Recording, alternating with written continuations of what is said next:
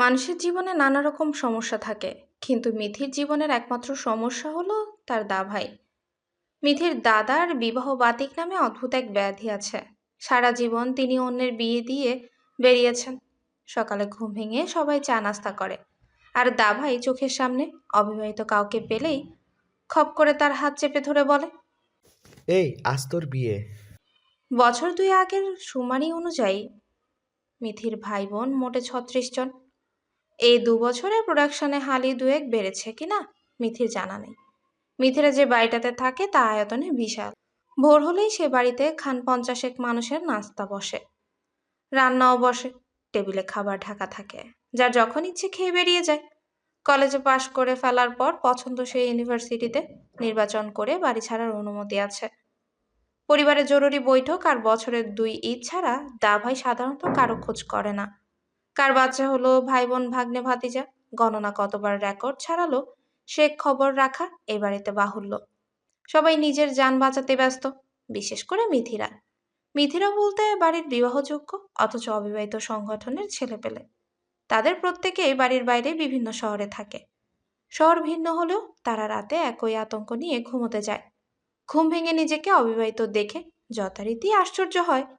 এই আতঙ্ক ও আশ্চর্যের দিনগুলোতে অবশেষে মিথির নামে ফরমান জারি হলো।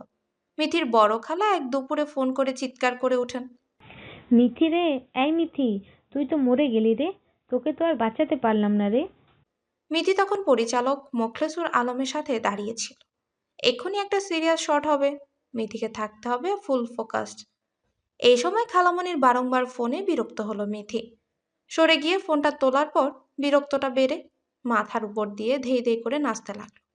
তবুও শান্ত স্বরে সে বলে, বাঁচাতে যখন পারলেই না, তখন জানাজা পড়িয়ে মাটি চাপা দিয়ে দাও। আমাকে ফোন করেছো কেন? জানাজা সম্বন্ধে কোনো অনুমতি চাও? বড় খালামণি ক্ষেপে গেলেন, ধমক দিয়ে বললেন, 2 দিন ক্যামেরা ধরে আমার সাথে মশকরা করিস? আমার সঙ্গে তো মশকরার সম্পর্ক। না, তোমার আর আমার ভালোবাসাবাসির সম্পর্ক। এবার বলো ঘটনা কি? খালামণির গলার স্বর চোখের পলকেই বদলে গেল। আবারও কাঁদো কাঁদো পর্যায়ে ফিরে গিয়ে বলে, ঘটনা শুনে তুই কি করবি? তুই ক্যামেরা হাতে বসে থাক। এদিকে তোর বুইড়া দাদা যে তোকে এক ছাল চামড়া ছাড়া ছেলের সাথে গছিয়ে দিচ্ছে, সেটা জানার আগ্রহ তো তোর হবে না। তুই হলি একটা অপ্রাণীবাচক প্রাণী। তুই বুড়িগঙ্গায় ডুবে মর যা। মিথির বুকের ভেতরটায় খামচে দিয়ে ওঠে। গুছিয়ে দাও মানে কি? দাদাভাই কি হুট করে তার বিয়েটাইয়ে ঠিক করে ফেললো নাকি? ঠিক করে ফেললে অবশ্য আশ্চর্য হওয়ার কিছু নেই। মিথিদের বনেদি পরিবারে চাচাতো ফুফাতো ভাই বোন মিলে যে বিশাল সংখ্যা, তার অধিকাংশ দাবাহের বিবাহ বাতিক নামক অতি আবেগের শিকার। তাদের প্রত্যেককেই দাদার আবেগ সামলাতে মরুভূমি হয়ে যেতে হয়েছে। জীবনটাকে জগা খিচুড়ি বানিয়ে ফেলতে হয়েছে। দাদাভাই সে জগা খিচুড়ি খুব আমোদ নিয়ে উপভোগ করেছেন। মিথিকেও যে তার জীবনটাকে একদিন জগা খিচুড়ি বানিয়ে ফেলতে হবে, দাউদা ভাইকে জগা খিচুড়ি উপভোগের দুর্দান্ত সুযোগ দিতে হবে, তাতে তার কোনো রকম সন্দেহ ছিল না। মিথি দীর্ঘশ্বাস ফেলল। বিবাহ ছাড়াও দাদা ভাইয়ের টেকনোলজির প্রতি অগাধ ভালোবাসা। ফেসবুক বস্তুটি শিখে ফেলার পর তিনি সর্বপ্রথম সকল পরিবারবর্গকে নিয়ে একটা গ্রুপ খুলেছেন। গ্রুপের নাম আমার প্রাণের পরিবার। এই ব্যাপারে দাদা ভাইয়ের একজন অ্যাসিস্ট্যান্টও আছে। অ্যাসিস্ট্যান্টের নাম মিস্টার জহিরুল্লাহ। জহিরুল্লাহর আগে মিস্টার বলা অনিবার্য, নয়তো ওনার মন খারাপ হয়। মিস্টার জহিরুল্লাহর প্রধান কাজ হলো পরিবারবর্গের লিস্ট তৈরি করে অ্যানাউন্সমেন্ট রেখে দেওয়া। বিবাহিত অবিবাহিত কিশোরী শিশু আলাদা আলাদা ফাইল নিয়ে তিনি তৈরি করেন। মাসে মাসে সকলের কাজকর্মের হিসেব রেখে তা আপডেট করেন। চাচা ফুপুরা এই গ্রুপে এসে আনন্দ নিয়ে ঝগড়াঝাটিও করেন। সেদিন বড় চাচা পোস্ট করলেন, নিচের তলার বেসিন থেকে টুথপেস্ট উঠাও। হোলি কাও! এখন কি আমি ব্রাশ না করে অফিস যাব? সেখানে আবার ছোট চাচা মন্তব্য করলেন, এটা নিশ্চয়ই ছোট আপার কাজ। ছোট আপার স্বভাব অত্যন্ত খারাপ। ফেরার সময় যা সামনে পায় তাই ব্যাগে ঢুকিয়ে নিয়ে যান। সেই মন্তব্য দেখা গেল 7টা লাইক, 5টা অ্যাংরি রিয়েক্ট। অ্যাংরি রিয়েক্টকারী হলেন মিথির 5 ফুপু। লাইক দিয়েছেন মিথির 7 চাচা।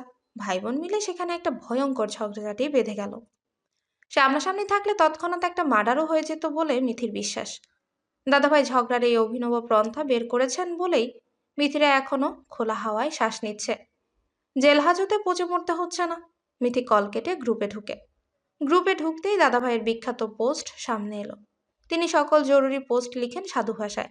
তিনি লিখেছেন, সিনহা সম্পদ মিথিলা তুনুচ্ছাকে জরুরি দরকারে শীঘ্রই পথিকৃত বাড়িতে আসতেছি বলা হলো। আমরা আগামী এক প্রহরের মধ্যেই তাহার আগমন প্রত্যাশা করতেছি। আদেশ শান্তাতে গিয়াসউদ্দিন আজম সাহা। সেখানে 17 জন যুবক যুবতী তাকে মেনশন করেছে। এরা প্রত্যেকেই অবিবাহিত সংঘের অধিবাসী। অন্যান্য সময় গ্রুপের আশেপাশে, এমনকি ফ্যামিলি গেট টুগেদারেও লুকিয়ে থাকার যথাসাধ্য চেষ্টা করে এরা। আজ তারা উচ্ছ্বাসিত মনে গর্ত থেকে বেরিয়ে এসেছে। নিজেদের মাথার উপর থেকে বিপদ কেটে যাওয়া তারা অত্যন্ত আনন্দিত। মিথি পোস্টের দিকে চেয়ে একটা দীর্ঘশ্বাস ফেলে। ভাই বোনগুলোকে ভয়ঙ্কর কিছু গালি দিতে পারলে আরাম পাওয়া যেত। কোনো এক অদ্ভুত কারণে দাদাভাইকে তারা প্রচণ্ড ভয় করে। দাদাভাইয়ের ধরে দেওয়া সময়ের 1 মিনিট এপার ওপার হওয়া মানে ভয়ঙ্কর বিপদ। কি বিপদ সেটা অবশ্য মিথি জানে না, বোধহয় পরিবারের কেউই জানে না। কেননা এখন পর্যন্ত সেই সময়সীমা লঙ্ঘন করার সাহস কারো হয়নি। মিথি কিছুক্ষণ মূর্তির মতো স্থির হয়ে দাঁড়িয়ে থেকে আবারও শুটিংয়ে ফিরে এলো। এই কাজটা তার জীবনে টার্নিং পয়েন্ট। সেই টার্নিং পয়েন্টের ক্ষীণ হায়াতকে একরকম হাতের মুঠোয় নিয়ে পরিচালকের কাছে অর্থবেলার ছুটি চেয়ে বসে। তখন খুব গুরুত্বপূর্ণ দৃশ্যের প্রস্তুতি চলছে, বলতে গেলে ক্লাইম্যাক্স। এই দৃশ্যের উপর ভিত্তি করে কাহিনীটা 360 অ্যাঙ্গেলে ঘুরে যাবে। পরিচালকের মাথাও দুশ্চিন্তায় 160 ডিগ্রি অ্যাঙ্গেলে ঘুরে আছে। নায়িকার ন্যাকামতে তিনি অতিষ্ঠ। তার উপর মিথির ছুটি নিয়ে নতুন নাটক, তিনি ভয়ঙ্কর ক্ষেপে গেলেন। মিথি ভেবেছে তাকে কাজ থেকে বহিষ্কার করা হবে, কিন্তু তেমন কিছুই হলো না। তার বদলে চূড়ান্ত অপমান করলেন। ছুটির অনুমতি দিয়ে ধমকে ধমকে অস্থির করে তুললেন সেটের সবাইকে। চা বিলি করার ছেলেটাকে অযথায় 2টো থাপ্পড়ও কষলেন। অপমানে লজ্জায় মাটিতে মিশে যেতে ইচ্ছে হলো মিথির। মিথি তো শিশু নয়। মোখলেসুর আলম যে ছেলেটার গালে নয়, তার গালেই চড় বসালেন, তা তাকে প্লে গার্ডে লিখে বলে দিতে হলো না। খাকা দুপুরে মনটাও কেমন খাকা করে উঠল তার। খাকা দুপুরেও মনটা কেমন খাকা করে উঠল তার। মিথি বাড়িতে ফিরল অপরাহ্নে। বাড়ির দরজায় মূর্তির মতো দাঁড়িয়েছিলেন মিস্টার জহিরুল্লাহ। মিথিকে ঢুকতে দেখে বিনয় গলে গিয়ে বলেন, আম্মাজান, ঠিক 3:01 স্যারের সাথে আপনার অ্যাপয়েন্টমেন্ট। এখন বাজে 2:59। আপনি এক্ষুনি স্যারের ঘরে চলে যান। আমি আপনার জন্যই অপেক্ষা করছি। মিথি কোনো রকম জবাব না দিয়ে দাদাভাইয়ের ঘরে গেল। দাদাভাই থাকেন নিচতলার দক্ষিণের এক ঘরে। ঘরের বিশাল বারান্দায় 20-25টা কবুতর পালেন। অবসরে সেই কবুতরের সাথে রসিয়ে রসিয়ে গল্প করেন। মিথি ভেতরে ঢুকে দেখলো দাদাভাই ইজি চেয়ারে বসে 2টো কবুতরকে গম্ভীর মুখে হাদিস বুঝাচ্ছে। তোমরা সর্বদা একজন আরেকজনের সঙ্গে লেপ্টে থাকো। ঘটনা তো সুবিধা না। 2 প্রাপ্তবয়স্কের এমন লেপটালেপটি করার শরমের ব্যাপার। এরকম আর করবা না। প্রেম মহব্বত সওয়াবের কাজ, কিন্তু সেটা বিবাহের পর। তোমাদের বিবাহ হয়েছে? হয় নাই? মিথির উপস্থিতি টের পেয়ে দাদাভাই থামেন। মিথির দিকে ফিরে গম্ভীর মুখে বলেন, বুবু, তোমাকে 1 প্রহরের মধ্যে উপস্থিত থাকতে হবে বলেছি। তুমি 1 প্রহরের মধ্যে উপস্থিত হয়েছে, তাতে আমি অন্তত খুশি হয়েছি। খোঁজ খবর দিয়েই হয় খুশি মনে। তোমাকে আমি একটা খোঁজ খবর দিব। তোমার জন্য একটা ছেলেকে আমার অন্তত পছন্দ হয়েছে। ছেলেটা বৈঠকখানায় বসে আছে। তাকে আমি রাস্তা থেকে ধরে এনেছি। ছেলেটা এখনও ঘটনা বুঝতে পারেনি বলেই কিঞ্চিৎ আতঙ্কিত। তাকে দুধ দই খাইয়ে ঠান্ডা করার চেষ্টা করা হচ্ছে। খুবই শীঘ্রই ঠান্ডা হয়ে যাবে। তারপর তোমাদের বিবাহ হবে। বিবাহের সময় ঠিক হয়েছে 4:50 বাদ আসরের পর বিবাহ খুব শুভ। তোমাকে 1 ঘন্টা 50 মিনিট সময় দেওয়া হলো। এর মধ্যেই তুমি বিবাহের জন্য প্রস্তুত হয়ে যাবা। খুশি মনে বলবা আলহামদুলিল্লাহ কবুল। বোঝা গেল? মিথি মাথা নেড়ে জানালো বোঝা গেছে। দাদাভাই তাকে হাত নেড়ে বিদায় হতে বলেন, এখন যাও। মেয়ে মানুষের সাজসজ্জা করতে সময় লাগে। বিবাহ সাজসজ্জা সময়ের ব্যাপার। সাজসজ্জা করো গা, যাও। মিথি সাজসজ্জা করতে গেল না। নিজের ঘরে ফিরে সে 1 ঘন্টা 50 মিনিট সময় নিয়ে গোসল করল। গোসল করে বেরিয়ে আট পরে একটা শাড়ি পরে অত্যন্ত স্বাভাবিক মুখে কবুল বলে দিল। রেজিস্টারে সই করার সময় খালামণির বলা ছাল চামড়াহীন ছেলেটার নামটাতে একবার চোখ বুলালো। অতঃপর শাড়ি টাড়ি খুলে কেবল ব্লাউজ পেটিকোট পরেই শুটিংয়ের কাজ গোছাতে বসে গেল। দরজায় বড় খালার একের পর এক করাঘাত, বারান্দার রেলিংয়ে এসে বসা নিঃসঙ্গ কাকের ডাক আর কাঠফাটা রোদের দিকে চেয়ে মিথির ঠিক বিশ্বাস হতে চাইল না খুব বিষণ্ণ এক দুপুরবেলা কোনো এক ছাল চামড়াহীন ছেলের সাথে তার বিয়েটা সত্যি সত্যিই হয়ে গেল। মিথির বিয়ে হলো 4:50 দাদাভাই তাকে ডেকে পাঠালো 8:29। মিস্টার জহিরুল্লাহ দরজার কাছে এসে অত্যন্ত বিনয়ী কণ্ঠে জানালেন, আম্মাজান, মিথিলাতুন্নেসা স্যার আপনাকে বিশেষ দয়া করে ইয়াদ করেছেন। আপনি দয়া করে উপস্থিত হন। মিথি তখন শুটিংয়ের স্ক্রিপ্টগুলো গোছাতে ব্যস্ত। দাদাভাইয়ের বিশেষ দরকার তাকে বিশেষ চিন্তিত করতে পারল না। চিন্তিত করতে না পারলেও যথেষ্ট বিরক্ত করল। বিরক্তিতে তেতে হয়ে গেল জিভ। স্ক্রিপ্টের কাগজগুলো একপাশে সরিয়ে রেখে যত্ন করে শাড়ি পরল। তারপর অত্যন্ত স্বাভাবিক মুখে দাদাভাইয়ের ইয়াদকে আশ্বস্ত করতে বেরিয়ে গেল। এবারই প্রত্যেকটা আকস্মিক বিয়ের পর হতবিহ্বল পরিবারবর্গকে নিয়ে একটা আলোচনা সভার আয়োজন করা হয়। সেখানে দাদাভাই কিছুক্ষণ গম্ভীর মুখে ভাষণ দেন। খোদার দরবারে দুহাত তুলে নবদম্পতির সুখ চেয়ে কান্নাকাটি করেন। তার বিশদ কান্নাকাটিতে হতবিহ্বল পরিবারবর্গ আরো হতবিহ্বল হয়ে যায়। দাদাভাই তখন কান্নাকাটিতে সাময়িক ইস্তফা দিয়ে কঠিন ধমক দেন। এই মূর্খ দল, আমিন বল। মূর্খের দলও আমিন বলে দেয়। এই মূর্খের দলের জ্যেষ্ঠ সদস্য মিথির বড় চাচা, ব্যাংকের সিনিয়র অফিসার। তার পরের জন রিটায়ার্ড প্রাপ্ত ব্রিগেডিয়ার জেনারেল, এখন এক্সপোর্টের ব্যবসা করছেন। চাচার ক্ষুরদার বুদ্ধিতে ব্যবসা হুড়মুড় করে প্রচার পাচ্ছে। মূর্খের দলের প্রধান সদস্যদের একজন হয়ে চাচার কি করে এহেন গর্ব ছিনিয়ে আনছেন তা গবেষণার বিষয়। মিথি শান্ত মুখে বৈঠকখানায় গিয়ে বসে। আশেপাশে তাকিয়ে দেখে হতবিহ্বল পরিবারবর্গের চোখে মুখে খুব একটা বিহ্বল ভাব নেই। সবাই খুব সহজ হয়ে বসে আছে। আকস্মিক বিয়ে দেখতে দেখতে আকস্মিক ব্যাপারটা বোধহয় দুধভাত হয়ে গেছে। বিস্মিত হওয়ার মেশিন নষ্ট। এত নষ্ট যন্ত্রের ভিড়ে একজনকে ব্র্যান্ড নিউ যন্ত্র নিয়ে বসে থাকতে দেখা গেল। তার চোখে মুখে বিস্ময় ভাব প্রবল। ভারী কাচের চশমা তার চোখে বিস্ময় লুকাতে পারছে না। সে স্তব্ধিত হয়ে বসে আছে। মিথি বুঝল ইনিই হলেন আজকের নাটকের প্রধান চরিত্র। দাদাভাই গম্ভীর মুখে আলোচনা শুরু করেন। আলোচনা সভায় তিনি দুপাতার স্মারকপত্র গড় গড় করে মুখস্থ বলে যান। এই স্মারকপত্র মিথিদের সকলেরই মুখস্থ। কলেজ পাশ করে বাড়ি ছাড়ার আগ পর্যন্ত প্রতিটি বিবাহ সম্মেলনকে মিথিকে উপস্থিত থাকতে হয়েছে। এই একই পত্র এতবার শুনেছে যে গত 5 বছর না শুনেও মনে হলো এক্ষুনি গড়গড় করে বলে দিতে পারবে। পরীক্ষা নিলে পাবে 10-এ 10। দাদাভাইয়ের আলোচনার মাঝপথে ভেতরে এলেন বাংলা একাডেমির যুগ্ম সচিব মিথির বাবা। তিনি সবসময় কোনো না কোনো বিষয় নিয়ে চিন্তিত থাকেন। এখনো তাকে চিন্তিতই দেখাচ্ছে। তিনি ভেতরে ঢুকে চিন্তিত স্বরে বলেন, সরি আব্বা, দেরি হয়ে গেল। আলোচনার মাঝে অহেতুক যন্ত্রণা দাদাভাইয়ের খুবই অপছন্দ। তিনি দু চোখ দিয়ে ছেলেকে ভস্ম করে ফেলার চেষ্টা করে বলেন। বেকুব। দাদাভাইয়ের মুখে বেকুব শুনেও বাবা ভীষণ চিন্তায় পড়ে গেলেন বলেই মনে হলো। চিন্তিত মুখে ঘরের একপাশে বসে পড়েন। দাদার দীর্ঘ বক্তৃতা শেষ হওয়ার পর দোয়ার নামে এক ভয়ঙ্কর কান্নাকাটি শুরু হলো। এত কান্নার বাহার দেখে মিথির একবার মনে হলো বুড়ো বুঝি এক্ষুনি শ্বাস আটকে টপকে যাবে। বুড়ো টপকালেন না। মোনাজাত শেষ করে ক্যামেরাম্যানকে নবদম্পতির যুগল ছবি তোলার নির্দেশ দিলেন। মিথি এতক্ষণে খেয়াল করলো দরজার পাশে তেতো মুখে দাঁড়িয়ে আছে ক্যামেরাম্যান হাসিম বরকত। হাসিম বরকতের হাতে একটা পুরনো ক্যামেরা। এই ক্যামেরা দিয়ে তিনি বিগত 30 বছর ধরে দাদার নির্দেশ পালন করছেন। মিথির বাবা মায়ের যুগল ছবিও এই জঞ্জাল ক্যামেরা দিয়ে তোলা। হাসিম বরকত এগিয়ে এসে একেবারে মুখের সামনে ক্যামেরা ধরেন। আজকের নাটকের প্রধান চরিত্রটি চমকালো। বিস্ময়ে হতভম্ব হয়ে মাথা পিছিয়ে নিল। আতঙ্কিত কণ্ঠে বলল, হাসিম বরকত তার কথায় কান্না দিয়ে নির্বিকার মুখে আরো একটু এগিয়ে আনলেন ক্যামেরা, যেন এক্ষুনি গাল চেপে ধরে মুখের ভেতর পুরে দিবেন। দাদাভাই স্তব্ধ। বিস্মিত পুরুষটাকে আশ্বস্ত করলেন, বললেন, আতঙ্কিত হওয়ার কোনো কারণ নেই। সে হাসিম বরকত, আমাদের পরিবারের ফটোগ্রাফার। তার ছবি তোলার হাত ভালো। সে ছবি তুলবে, বিবাহ জীবনের বরকত হয়। শান্ত হয়ে বসো, নড়াচড়া করবা না। সে অ্যাঙ্গেল থেকে ঠিক করো। ভদ্রলোক বিস্ময়ে স্তব্ধ হয়ে গেলেন বোধহয়। ভুরু কুচকে অবাক বিস্ময় নিয়ে বিড়বিড় করলেন, আশ্চর্য আশ্চর্য আশ্চর্য।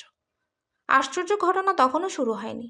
দাদাভাই ভদ্রলোককে আরো আশ্চর্য করে দিতেই বধ করে নবদম্পতির বাসরের ব্যবস্থা করার নির্দেশ দিলেন তিনি। মিথি তখন নিজের ঘরে ফিরে এসেছে। সারাদিনের মানসিক অবসাদে সে ক্লান্ত। বাসরের ঘটনাটা সে জানে না। তখন তার মাথায় কেবল কাজের চিন্তা। পরিচালক মোখলেছুর আলমের সঙ্গে কাজ করাটা তার স্বপ্ন প্রথম সিঁড়ি, কিন্তু মনে হচ্ছে খুব একটা এগোতে পারবে না। মোখলেছুর আলম তাকে যে কোনো দিন বিনা বিজ্ঞপ্তিতে ছাঁটাই করে দিবেন। মোখলেছুর আলমের সাথে দু একটা সফল কাজ করতে পারলেই নিজেই একটা নাটকে কাজ ধরবে মিথি। গল্প তার বাছাই করা, কিন্তু প্রডিউসার পাওয়া দুষ্কর। সেই হিসেবে দাদাভাইকে বুঝিয়ে বাজিয়ে যদি 1,50,000 টাকা আদায় করা যায়, সেই চিন্তা থেকেই দাদাভাইয়ের ছকে ছকে খেলছে মিথি। কিছুতেই দাদাভাইকে নারাজ করা যাবে না, সেজন্য বিয়ে করতে হলো। বিয়ে মিথির জন্য কোনো বড় বিষয় না। জীবনে বিয়ে নিয়ে বাড়াবাড়ির কোনো পরিকল্পনাও তার ছিল না। মিথি আবার শাড়ি খুলে রেখে কাজের মধ্যেই ডুবে গেল। এটা তার এক ভয়ঙ্কর সমস্যা। সে ঘরের লক্ষ্মী মেয়েদের মতো সর্বক্ষণ কাপড়ের স্তূপ হয়ে বসে থাকতে পারে না। দম বন্ধ হয়ে আসে তার। ঘড়ির কাঁটায় টং টং করে রাত্রি 11টার খবর জানালো। সেই সাথে দরজায় করাঘাত। তিথির ভ্রু কুঁচকে গেল। এত রাতে দরজায় কে? দরজা খুলে সে হতভম্ব। দরজার সামনে সেই বিস্মিত পুরুষই দাঁড়িয়ে আছে। তার চোখে মুখে বিভ্রান্তি। মিথি ঠান্ডা স্বরেই শুধালো, কি ব্যাপার, আপনি এখানে? ভদ্রলোক হতাশ কণ্ঠে বললেন, ঠিক বুঝতে পারছি না। ইফ ইউ ডোন্ট মাইন্ড, আমি কি ভেতরে আসতে পারি? আমার মাথা চক্কর দিচ্ছে, মনে হচ্ছে যে কোনো সময় মাথা ঘুরে পড়ে যাব। মিথি সরে গিয়ে ভদ্রলোককে ভেতরে আসার জায়গা করে দিল। ভদ্রলোক এদিক ওদিক না তাকিয়ে ভূতগ্রস্তের মতো বিছানায় গিয়ে বসে। মিথি দরজা ঠেস দিয়ে দাঁড়িয়ে থেকেই বলে, আপনি কি আপনার ঘর খুঁজে পাচ্ছেন না? আমাদের বাড়ির গেস্ট রুমগুলো সাধারণত নিচের তলায় হয়, আর আপনি এখন 3 তলায়। ভদ্রলোক 2 হাতে মাথা চেপে বসেছিলেন। মিথির কথায় মাথা তুলে বিভ্রান্ত চোখে তাকান। আমি ঠিক বুঝতে পারছি না। আমি ভেবেছিলাম আমাকে এখন বাড়ি ফিরে যেতে দেওয়া হবে, কিন্তু এক ভদ্রলোক আমাকে এই ঘরের সামনে দাঁড় করিয়ে দিয়ে বললেন এই ঘরে আমার থাকার ব্যবস্থা হয়েছে। ভদ্রলোক একটু থামলেন। মিথির দিকে ভালো করে তাকিয়ে জিজ্ঞেস করলেন, আচ্ছা, আপনি শুধু ব্লাউজ পেটিকোট পরে দাঁড়িয়ে আছেন কেন? প্লিজ ভিন্ন কিছু পরুন, আমার অস্বস্তি হচ্ছে। মিথি চমকালো। তৎক্ষণাৎ তার খেয়াল হলো তার গায়ে শাড়ি নেই। কাজের খেয়ালে শাড়ি কথাটা মাথা থেকে বেরিয়ে গেছে। ভেতরে ভেতরে প্রচণ্ড বিব্রত হলেও নির্লিপ্ত মুখে দাঁড়িয়ে রইল মিথি। বাঙালি মেয়েদের লজ্জায় লাল হয়ে ন্যাকা ন্যাকা ঢং করা তার অসহ্য লাগে। শক্ত কণ্ঠে বলল, আমি রাতের বেলা শাড়ি পরে ঘুমোতে পারি না। ভদ্রলোক একটু নীরব থেকে বললেন, আপনিও এই ঘরে ঘুমোবেন? সেই রকমই তো হওয়ার কথা, এটা আমার ঘর। ভদ্রলোক বিব্রত হলেন।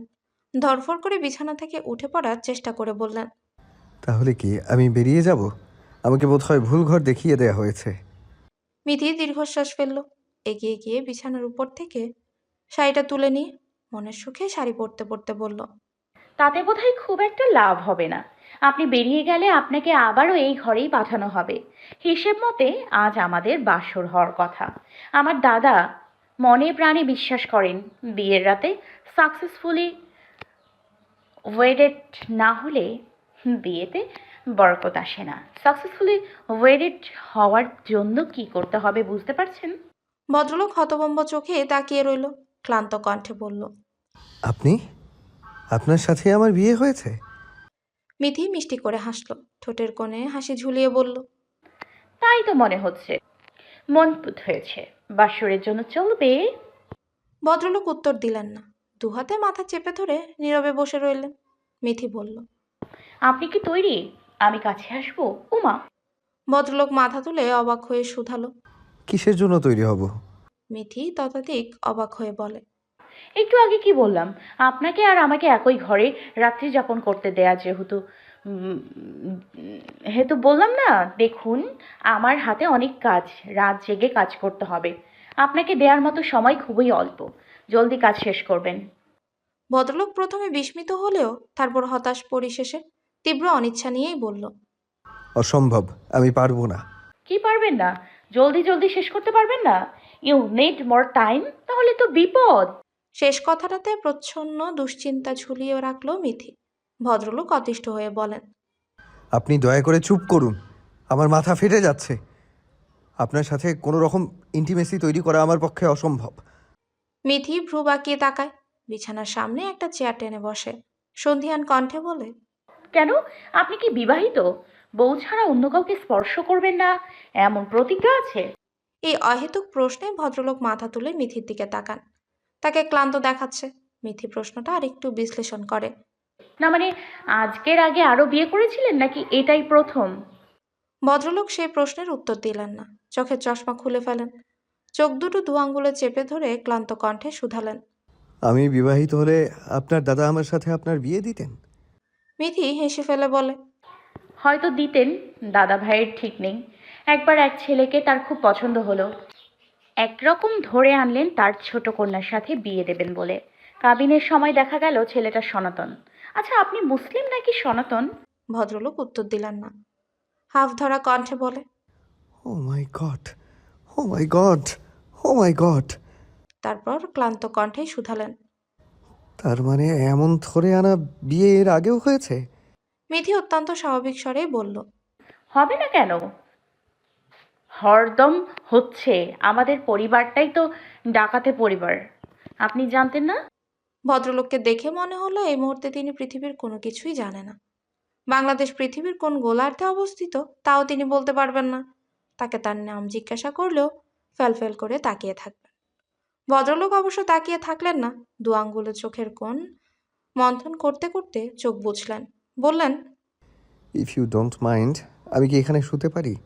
আমার ভয়ঙ্কর শরীর খারাপ হচ্ছে, মনে হচ্ছে আমি মারা যাচ্ছি। কথাটা বলে মিথির অনুমতির অপেক্ষা না করে বিছানায় লম্বালম্বি হয়ে শুয়ে পড়লেন। মিথি ঠিক সেই মুহূর্তে মনে পড়ে গেল ভদ্রলোকের নাম সাব্বির। সাদা শার্ট গায়ে লম্বা দেহি সাব্বিরের দিকে মিনিট খানেক অন্যমনস্ক হয়ে তাকিয়ে রইল মিথি। সাব্বির দেহের অর্ধেকটা বিছানার বাহিরেই ফেলে শুয়ে আছে। এক হাতের মুঠোয় চশমা, অন্য হাতটা নিথর হয়ে পড়ে আছে তার বুকের উপর। গোটানো আস্তীর্ণের নিচে পাকানো বলিষ্ঠ হাতের শিরাগুলো স্পষ্ট। মিনিট খানেক অন্যমনস্ক বসে থেকে সচল হয়ে উঠল মিথি। দীর্ঘ রাতের থেকেও দীর্ঘ তার কাজের তালিকা। মিথি জানে স্বপ্নের সাথে পাল্লা দিয়ে দৌড়াতে হলে তা ক্লান্ত হওয়ার উপায় থাকবে না। ক্লান্তিকে ছুঁড়ে ফেলে দিতে হয় অচেনা অতল গহ্বরে। মিথি পুনরায় স্ক্রিপ্টের কাগজগুলো টেনে নিল কোলের কাছে। অনেক রাতে কাজের প্রয়োজনে ল্যাপটপ খুলতে চোখে পড়ল অসংখ্য নোটিফিকেশন। দাদাভাই গ্রুপে মিথি আর সাব্বিরের যুগল ছবি পোস্ট করেছে। ছবিতে মিথি একটা নীল শাড়ি পরে শক্ত হয়ে বসে আছে। সাদা শার্ট পরিহিত সাব্বিরের মুখের অবস্থা ভয়ঙ্কর। ল্যাপটপের স্ক্রিনে টিং শব্দ তুলে ক্ষণিকের জন্য একটা মেসেজ শো করলো। মিথিকে গ্রুপ থেকে বহিষ্কার করা হোক। ও এখন বিবাহিত। অবিবাহিত সঙ্গের সাথে কোনো সম্পৃক্ততা থাকতে পারে না। মিথি মেসেজে ক্লিক করে অবিবাহিত সঙ্গের মেসেঞ্জার গ্রুপে ঢুকে মনি লিখল।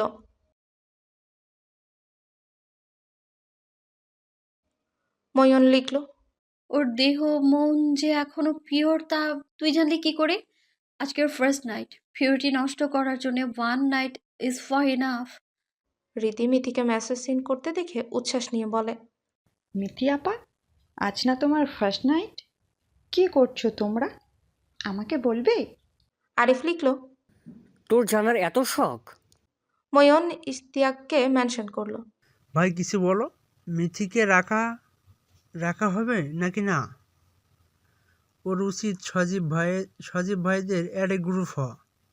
বিবাহিত একজন অবিবাহিতদের সঙ্গে থাকা বিষয়টা তো নীতির খেলাপ, মানা যাচ্ছে না। ইশতিয়াকের থেকে উত্তর এলো একটু সময় নিয়ে। আমি ওটির জন্য রেডি হচ্ছি, বিষয়টা গম্ভীর, ওটি থেকে বেরিয়ে আলোচনা করব, অপেক্ষা করো।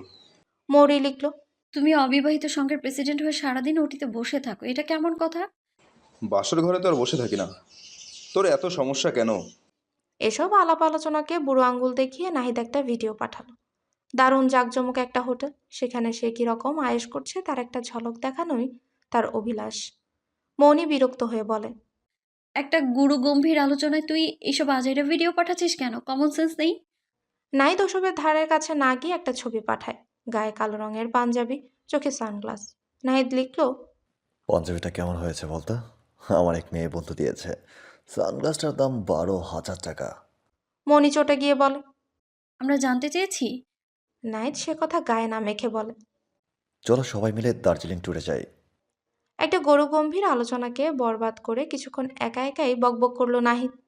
মনি কয়েকবার তাকে তিরস্কার করার চেষ্টা করে, এক তো হয়ে গেল।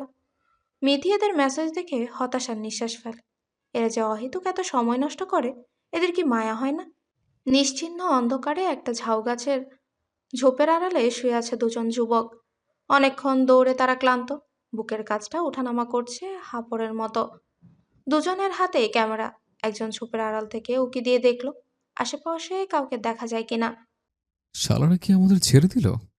এত সহজে ছাড়বে না। কথাটা বলে ক্লান্ত হাসলো নাহিদ। পায়ে তার গুলি লেগেছে, ক্ষতি তেমন হয়নি, কিন্তু পালানো কঠিন। স্রোত কিছুক্ষণ জোহরি চোখে আশপাশটা নিরীক্ষণ করে নাহিদের দিকে চেয়ে বলল, পিঠে ওঠ, এখানে বসে ধরা খাওয়ার থেকে যতদূর পারি ছুটবো। নাহিদ নির্দ্বিধায় বন্ধুর পিঠে চেপে বসে। নাহিদকে পিঠে চাপিয়ে বীর 10 কদম যেতেই পায়ের সাথে পা বাঁধিয়ে হুড়মুড় করে পড়ে গেল। পড়ে গিয়ে তারা মাটি পেল না, গড়িয়ে গড়িয়ে কোথায় গিয়ে পড়লো হদিস করতেও পারল না। তবে এটুকু বুঝলো এটা একটা নর্দমা, দুর্গন্ধে নাড়ি ভুড়ি উল্টে আসার জোগাড়।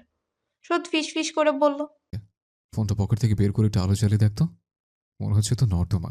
নাহিদ নির্বিকার কণ্ঠে বলল, নর্দমা হলে নর্দমা, এতে এত দেখার কি আছে? তুই দেখলে স্বর্ণ হয়ে যাবে। মনের শান্তি। আমার মনে হচ্ছে আমি কিছুটা পানি খেয়ে ফেলেছি। এটা যদি নর্দমা হয় তাহলে আমার কি হবে? নাহিদ উত্তর দিল না। তখনই কাছে কোথাও একদল মানুষের পায়ের আওয়াজ পাওয়া। দুজনেই নিজেদের যতটুকু পারা যায় নর্দমার জলেই ডুবিয়ে স্থির হয়ে রইল। লোকগুলো কিছুক্ষণ খোঁজাখুঁজি করে চলে গেলে স্রোত নিজেকে নর্দমা থেকে উঠানোর জোর চেষ্টা করতে লাগলো। কিন্তু দেখা গেল নাহিদ নির্বিকার। পকেট থেকে ফোন বের করে একগাল হেসে বলল, ফোনটা ওয়াটারপ্রুফ হয়ে বেশ সুবিধা হয়েছে বল, নষ্ট হয়নি। নাহিদের হাতে মোবাইল দেখে স্রোত যেন একটা আশার আলো দেখতে পেল। ফোনটা যেহেতু আছে নিশ্চয়ই কোনো ব্যবস্থা হয়ে যাবে। কিন্তু স্রোতকে অবাক করে দিয়ে নাহিদ সোশ্যাল মিডিয়ায় ঢুকে এরোর সাথে গল্পে মশগুল হয়ে গেল। দুটো মেয়ের সাথে প্রায় ভালোবাসি বলে বলেই পর্যায়ে চলে গেল। কাজিনদের সাথে মন খুলে আড্ডা দিচ্ছে। ওর মেসেজ দেখে কে বুঝবে সে বুক পর্যন্ত নর্দমায় ডুবে আছে। সদর নতুন করে মনে হলো এই ছেলে এক আশ্চর্য। বাইরে চৈত্রের ঝাঁঝা রোদ, ছাদের পটাতন তাওয়ার মতো তেতে আছে। নাহিদ বিছানার উপর অলসেই বসেছিল। বিছানার পাশে জানলাটা খোলা। খোলা জানলা দিয়ে হাওয়া আসছে না। খোলা জানলা দিয়ে আসছে চৈত্রের তাপ। এমন তাপ উত্তাপের দুপুরবেলা সাধারণত ঘুঘু ডাকে। ঢাকায় ঘুঘুর দেখা পাওয়া দুষ্কর, তাই কাকই ডাকছে। স্রোত ছাদের রেলিংয়ে দুটো কাক দেখিয়ে বলল, তাহলে আমার কি হবে বলতো? আম্মা বলে কাকের ডাক অশুভ, ঘন ঘন কাক ডাকলে মানুষ মরে। নাহিদ হেসে বলল, ঢাকা শহরে যে পরিমাণ কাক আর যে পরিমাণ কাকা শোনা যায়, তোর থিওরি ঠিক থাকলে শহরের অর্ধেক মানুষ মরে সাফ হয়ে যেত। আমার ধারণা এরা তৃষ্ণার্ত। ঢাকা শহরে কাকদের পানি খাওয়ার একটা ব্যবস্থা করা উচিত, বুঝলি? শহরে উল্লেখযোগ্য সংখ্যায় কাকের বাস, অথচ তাদের দিকে কেউ নজর দিচ্ছে না। এটা তো রীতিমতো বৈষম্য। শহর কি আমাদের একার, তাদের নয়? স্রোত ভাবুক মুখে মাথা নাড়ল। দুই বন্ধু একত্র হলেই তাদের মধ্যে একটা দার্শনিক ভাব চলে আসে। অনেক হাস্যকর দর্শন নিয়ে গম্ভীর মুখে আলোচনা করার প্রতিভা তাদের আছে। স্রোতকে নিশ্চুপ বসে থাকতে দেখে বিরক্ত হলো নাহিদ। ধমক দিয়ে বলল, বসে আছিস কেন? যা একটা বাড়িতে করে কাক দুটোকে পানি দিয়ে আয়। স্রোত অবাক হলো। ঘন ঘন কাক ডাকলে মানুষ মরে, মনে হয়। অবশ্যই সত্যি দিবি। স্বামী বিবেকানন্দ কি বলেছেন জানিস না? জীবে প্রেম করে যেই জন, সেই জন সেবে যে ঈশ্বর। যা, ঈশ্বরের সেবা করে আয়। স্রোত ইতস্তত করে উঠে গেল। নাহিদ কিছুক্ষণ জানলা দিয়ে স্রোতের মহৎকর্ম দেখল। তারপর নজর দিল নিজের পায়ের দিকে। ভোর রাতের দিকে ফিরে বেহুশের মতো ঘুমিয়ে পড়েছিল দুজনেই। পায়ের কাটা পরিষ্কার করা হয়নি। নর্দমার ময়লা পানির চাপে আপাতত রক্ত বন্ধ হয়ে আছে। ইনফেকশন হওয়ার সম্ভাবনা প্রবল। নাহিদ পাটা নাড়িয়ে চাড়িয়ে দেখল পায়ে গুলি লাগা যতটা অসুবিধার, তার থেকে অসুবিধা এর তাপ উত্তাপ। গুলির রুগী শুনলে ডাক্তাররা সন্দিহান চোখে তাকান। চোখ মুখ গম্ভীর করে বলেন, পুলিশ কেস। পুলিশকে না জানিয়ে কোনো চিকিৎসা আমরা দিতে পারবো না। পুলিশকে না জানিয়ে চিকিৎসা ম্যানেজ করা এক ফ্যাকরা, আবার তাদের জানানো আরেক ফ্যাকরা। পুলিশ প্রথমে এগুলির রুগীকে ভয়ঙ্কর অপরাধী ভেবে ফেলবে। হাজার বুঝিও তাদের সন্দেহ কাটানো যাবে না। তাদের সন্দেহ শুধু কাটবে পয়সা ঢালার পর। নাইট পকেটে হাতড়ে একটা সিগারেট বের করে স্রোতকে বলল, গজ, সেভিলন কিনে আনতো, জিনিসটা নিজে ম্যানেজ করে ফেলি। স্রোত ততক্ষণে দরজায় এসে দাঁড়িয়েছে। নাহিদের কথায় অবাক হয়ে বলল, নিজেই ম্যানেজ করবি মানে কি? ক্ষতের ভেতরটা কাদামাটি ঢুকে ভয়ঙ্কর অবস্থা। নর্দমায় কত রকম রাসায়নিক পদার্থ এসে মিশে কোনো ধারণা আছে তোর? ইনফেকশন হয়ে পাটা হারাবি। সিগারেটের শলের কাঠায় একটা টান দিতে নাড়ি ভুড়ি উল্টে আসতে চাইলো নাহিদের। গায়ে প্রচণ্ড জ্বর, মুখ তেতো হয়ে আছে। এই অবস্থায় এত ঝামেলায় যেতে ইচ্ছে করছে না। ইস্তিয়াকের জীবনটা লাইক হেল এর মতো হেল হয়ে আছে। চাইলেই হেলকে সুন্দর করে জাহান্নাম বলে ফেলা যেত, কিন্তু ইস্তিয়াকের জাহান্নাম শব্দে খানিক অস্বস্তি আছে। জাহান্নাম শব্দ উচ্চারণ করলেই সে দাউ দাউ করে আগুন জ্বলতে দেখে। বিরাট সাপ বিচ্ছু এসে কামড়ে দিতে চায়। সে তুলনায় হেল কিছুটা সহনীয়। ইস্তিয়াক তার হেল জীবন নিয়ে খুবই বিপদে আছে। মাসখানেক আগে মাঝরাতে ঘুম ভেঙে হঠাৎ তার মনে হয়েছে ডাক্তারি তার জন্য নয়। সে ডাক্তারি পড়ে তার অর্ধেক জীবন নষ্ট করে ফেলেছে। তার আসলে অন্য কিছু হওয়ার কথা ছিল, কিন্তু সে অন্য কিছুটা কি সেটাও ইস্তিয়াক ধরতে পারছে না। রোগীর রোগ নির্ণয় করা ছাড়া অন্য কোনো প্রতিভা তার মধ্যে নেই, এটাও একটা সমস্যা। তার ক্রমেই মনে হচ্ছে ডাক্তারি করেই তার মহামূল্যবান কোনো প্রতিভা নষ্ট হয়ে গেছে। তার আর ডাক্তারিটা ফাক্তারি ভালো লাগছে না। ডাক্তারি যদি একটা মানুষ হতো তাহলে ইস্তিয়াক হতো তার আশু হত্যাকারী। ব্যাপারটা দাঁড়ালো এইরকম, ইস্তিয়াক যাকে হত্যা করতে চায় তার সাথেই তাকে সহবাস করতে হচ্ছে। সহবাস, ছি, শব্দটা শুনেই চট করে খারাপ ধারণা করে ফেলবেন না আবার। ইস্তিয়াক ভালো ছেলে, খারাপ ধরনের কথাবার্তা তার কাছে বিষ। এখানে সহবাস বলতে একত্রে বসবাস। বসার ঘরের দেয়াল ঘড়িতে কোকিল ডেকে ওঠে, সেই সাথে ঝনঝন করে টেলিফোনটাও বাজলো। এই অ্যান্ড্রয়েডের জামানাতেও ইস্তিয়াকের ঘরে একটা টেলিফোন আছে। টেলিফোনটা কিনেছে সে খুব শখ করে।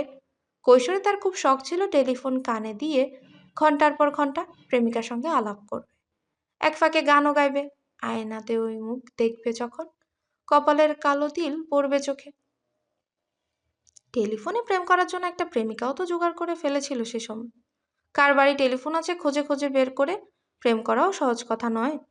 ইস্তিয়াক সে অসাধ্য সাধন করেছিল, কিন্তু আয়নাতে ওই মুখ দেখবে যখন বলার আগে দাদাভাই দেখে ফেলেন। ফোনটা কান থেকে ছিনিয়ে নিয়ে মেয়েটাকে জিজ্ঞাসা করেন, কে তুমি? তোমার বিবাহ হয়েছে? গান শুনতে হলে বিবাহ হওয়া জরুরি। তোমার আব্বাকে ফোন দাও, তোমার বিবাহর ব্যবস্থা করছি। বিবাহের ব্যবস্থা করতে হলো না, মেয়েটা ফোনটা কেটে দিল। কপালের কালো তিল পড়বে চোখে, বুকের ভেতর পড়ে রেখে স্কুল কলেজ পাশ করে বাড়ি থেকে বেরিয়ে এলো ইস্তিয়াক। এমবিবিএস শেষ করে প্রথম চাকরির প্রথম স্যালারিতেই আগে টেলিফোনটা কিনলো। কেনার পর দেখলো ছোট্টবেলায় সেই ধুকপুক আনন্দটা এখন আর নেই। এই যে নেই, এই যে একটা স্বপ্নের মৃত্যু, এটাও বড় পীড়া দেয় ইস্তিয়াককে। ইস্তিয়াক উঠে গিয়ে টেলিফোনটা তুলে ওপাশ থেকে নাহিদের আনন্দিত কণ্ঠ ভেসে এলো। কই আছো ভাই? In the hell. নাহিদকে খুবই আনন্দিত শোনালো। সে খুশি হয়ে শুধালো, তাই নাকি? হ্যাল তো সাতটা। তুমি কোনটাতে আছো? জাহিম, হোতামা, হাবিয়া, লাজা, সাইর, সাকার নাকি আন্নার? ইস্তিয়াক দীর্ঘশ্বাস ফেলল। তোর হঠাৎ আমার কথা মনে হওয়ার কারণ কি? নাহিদ হঠাৎ খুব গম্ভীর গলায় বলল, চোখ বন্ধ করলে তোমার সেই কলিগটা চোখে ভাসছে। ওইবার দেখলাম না, লম্বা চুল, দারুণ দেখতে। হঠাৎ কেন এমন মনে হচ্ছে বুঝতে পারছি না। তোমার সাথে দেখা হলে মনে হচ্ছে ঘোরটা কেটে যাবে। তোমার ডিপ্রেসড চেহারার সামনে বসে কোনো সুন্দরী কল্পনা করা অসম্ভব। আমি আসছি, দুদিন তোমার জাহান্নামে থাকবো। ইস্তিয়াক কোনো উত্তর দেওয়ার সুযোগ না দিয়ে ফোনটা কাটলো নাহিদ। নাহিদ তার ফুফাতো ভাই হলেও তাদের খুব একটা দেখা সাক্ষাৎ হয় না। শুধু নাহিদ নয়, জ্ঞাতি ভাই বোন কারো সাথেই সম্মুখ আলাপটা হয়ে ওঠে না। বিয়ে আতঙ্ক ব্যতিকে আর কোথাও তাদের কোনো মিল নেই। প্রত্যেকে আলাদা নিজের কাজে ব্যস্ত।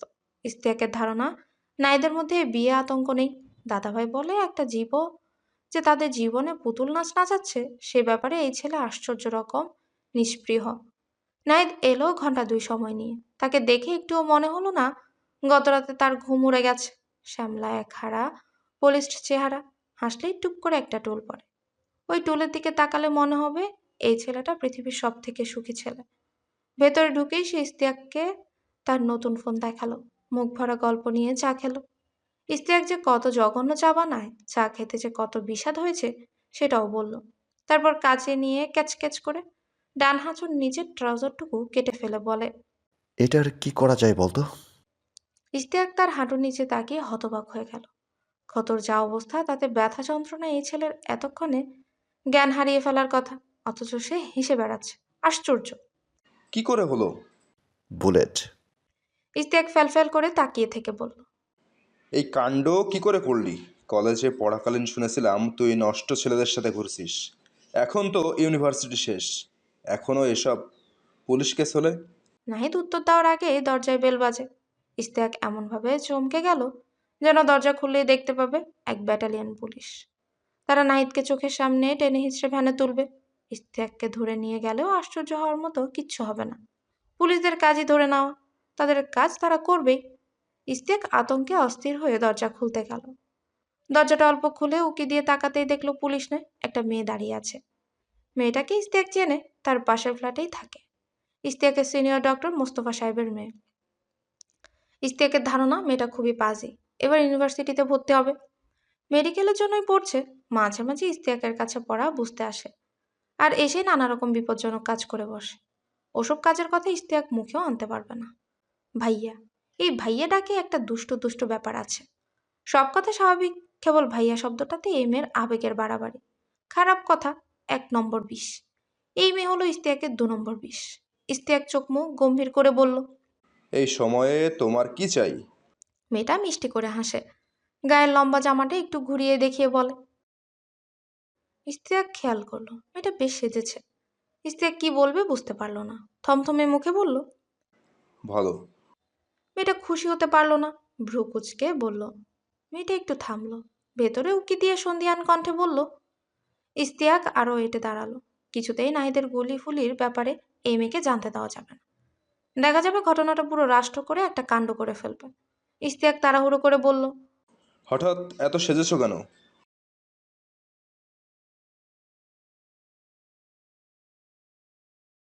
কথাটা বলে মেয়েটা এক পা এগিয়ে এলো। সাথে সাথে ইশতিয়াকের বুক ধরফর করে উঠল। এই মেয়ে কাছে এলেই মনে হয় বিনা মেঘে বজ্রপাতের মতো একটা দুর্ঘটনা ঘটে যাবে। ইশতিয়াক তাড়াহুড়ো করে দরজা বন্ধ করে দিল। এই 20 মেয়েটার নাম প্রভা। প্রভা অর্থ তৃপ্তি হলেও ইশতিয়াকের ধারণা এই মেয়েটার যন্ত্রণায় স্ট্রোক ফোক হয়ে তার সমস্ত জীবনের প্রভা মিটে যাবে। ইশতিয়াক দরজা বন্ধ করে পেছনে ফিরতেই দেখে নাহিদ চোখ মুখ অন্ধকার করে বসে আছে। ইশতিয়াক এগিয়ে এসে বলে, কিরে, ব্যথা করছে? ভীষণ। ইশতিয়াক মাথা নেড়ে বলে, স্বাভাবিক। তুই যে এতক্ষণ কি করে সহ্য করলি সেটাই আশ্চর্যের ব্যাপার। পায়ের ব্যথায় এতক্ষণে তোর অজ্ঞান হয়ে যাওয়ার কথা। নাহিদ হতাশ কণ্ঠে বলে। পায়ে না, বুকে ব্যথা করছে। ইশতিয়াক অবাক। বুকে আবার কি হলো? নাহিদ দুঃখী কণ্ঠে বলল, কোনো মেয়ের বিয়ের কথা শুনলেই আমার বুকে ব্যথা হয়। মেয়েটা কে, নাম কি, কিছুই জানি না, অথচ বুকের ভেতরটা কেমন ধড়ফড় করছে। মনে হচ্ছে স্ট্রোক হয়ে যাবে। সুন্দরী একটা মেয়ের এভাবে বিয়ে হয়ে যাচ্ছে, এটা কেমন কথা? পৃথিবী এত নিষ্ঠুর কেন? ইশতিয়াক জবাব দেওয়ার মতো কিছু খুঁজে পেল না। হতবাক হয়ে এই আশ্চর্য ছেলের দিকে তাকিয়ে রইল। আশ্চর্য। পরদেশি মেঘ যাও রে ফিরে, বলিও আমার পরদেশি রে। পরদেশি মেঘকে ফিরে যাবার কথা বললেও আকাশে কোনো মেঘ দেখা যাচ্ছে না। ঝকঝকে নীল আকাশে চৈত্রের তাণ্ডব। আজ তো দূরাগামী 1 সপ্তাহের মধ্যেও আকাশে কোনো মেঘ দেখা যাবে বলে মনে হয় না। গরমে মিথির মগজ গলে যাচ্ছে। শুটিং দলের ছেলেরা শুকনো পাতার স্পর্শে অর্ধ পা ডুবিয়ে নির্বিকার হেঁটেই চলেছে। হাতে কাঁধে শুটিংয়ের ভারী ভারী সরঞ্জাম। দরদর করে ঘামতে ঘামতেও কালো লম্বা দেহি এক ছেলে গলা ছেড়ে গান ধরল। পরদেশি মেঘ যাও রে ফিরে। ঘন শালবনে শুনতে ভালোই লাগছে, কিন্তু হাঁটতে ভালো লাগছে না। এই ভালো লাগা না লাগার মধ্যে মিথির কানের ব্লুটুথ কথা বলে উঠল। কথা বলছে মেয়েলি কণ্ঠে। মেয়েলি কণ্ঠ জানাচ্ছে কালামণি ইজ কলিং। কাঁধে ভারী চটের ব্যাগ, হাতে বিরাট ফটো ফ্রেম, আর মাথার উপর জ্বলন্ত সূর্য নিয়ে মিথি প্রথম ধরতে পারল না কালামণিটাকে। Who is Kalamoni? পরে বুঝল কালামণি নয়, খালামণি। ইংরেজ সফটওয়্যার বাঙালি খালামণিকে যথেষ্ট সম্মান দিতে ব্যর্থ। খালামণি ভয়ঙ্কর মহিলা। তাকে এক ইংরেজি কণ্ঠী বারংবার কালামণি বলেই ডাকছে। জানলে ব্লুটুথের ভেতর ঢুকে পড়ার চেষ্টা করাও ওনার পক্ষে অসম্ভব কিছু না। মিথি মাথা ঝাঁকিয়ে কাঁধের চাপে ফোন রিসিভ করলো। খালামণি অস্থির কণ্ঠে জিজ্ঞাসা করলেন, এই তুই আছিস কোথায়? গাজীপুরে।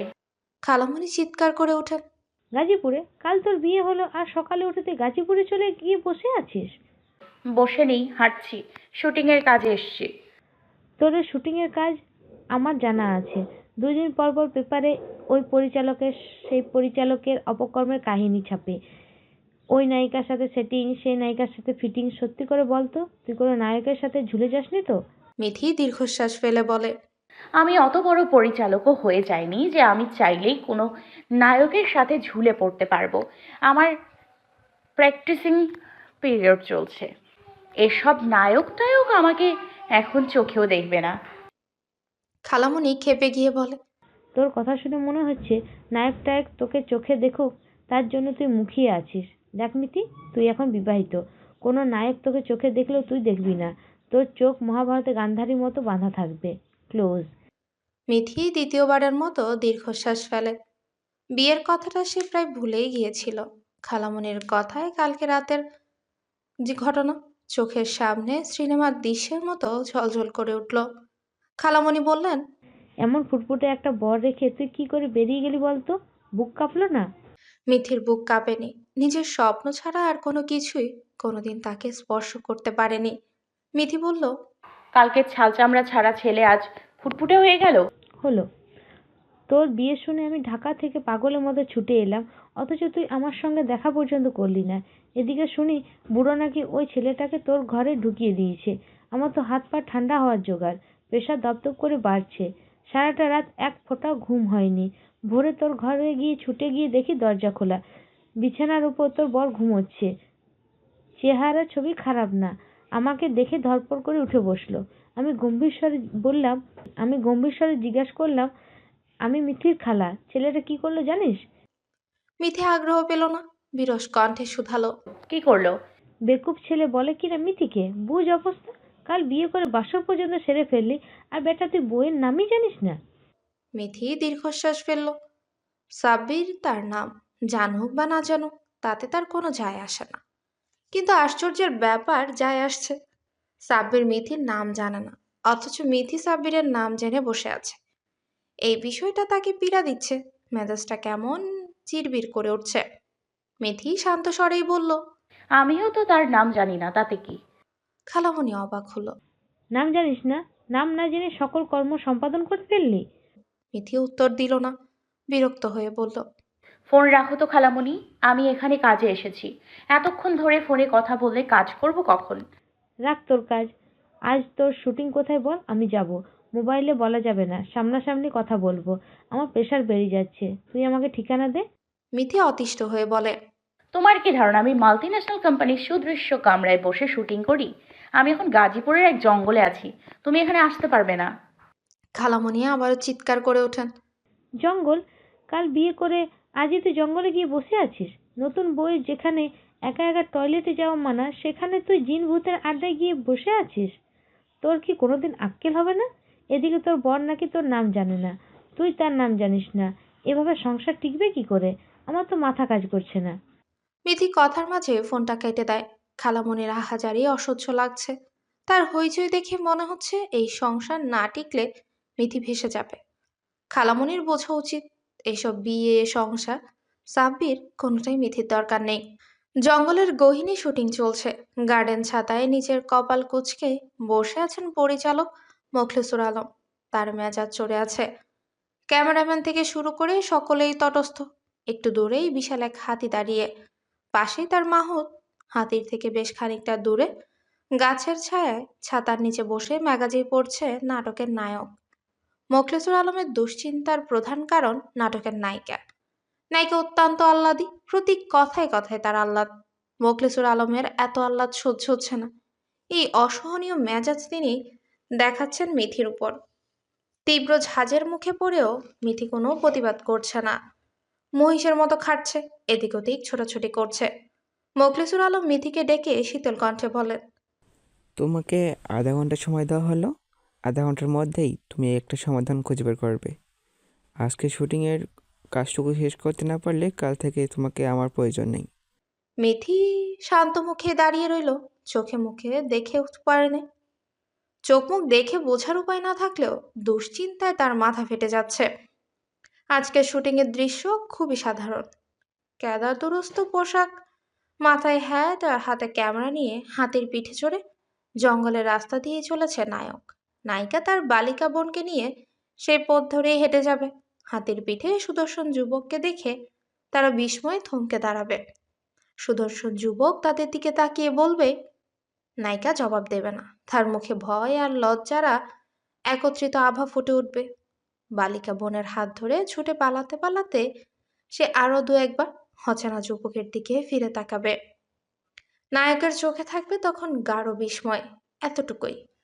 এতটুকুতেই বিশদ সমস্যা দেখা গেল। নায়িকা হঠাৎ জানালো সে হাতির সামনে দিয়ে হেঁটে যাবে না। হাতির সামনে এসে দাঁড়িয়েও পড়তে পারবে না। হাতিতে তার ভয় আছে। হাতির কাছাকাছি গেলে তার প্যালপিটিশন হয়। হাতির জায়গায় ঘোড়া হলে চলবে।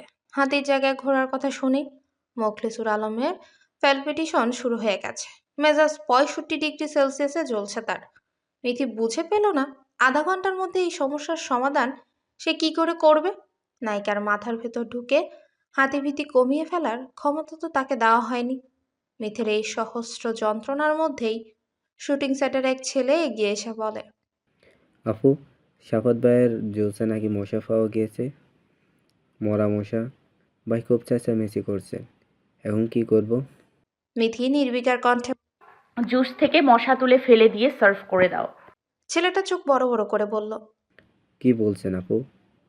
তার অ্যাসিস্ট্যান্টটা আমার পায়ে পায়ে ঘুরছে। ওই দেখুন, ওইখানে দাঁড়িয়ে ও এদিকে তাকিয়ে আছে। এমন কিছু করলেই হল্লা বাঁধাবে। আর পারা যায় না। মেজাজ খারাপ লাগছে মিথির। ধমক দিয়ে বলল, তাহলে আমার কথাটা কেটে জুস বানিয়ে দিয়ে। ছেলেটা মুখ কালো করে দাঁড়িয়ে রইল।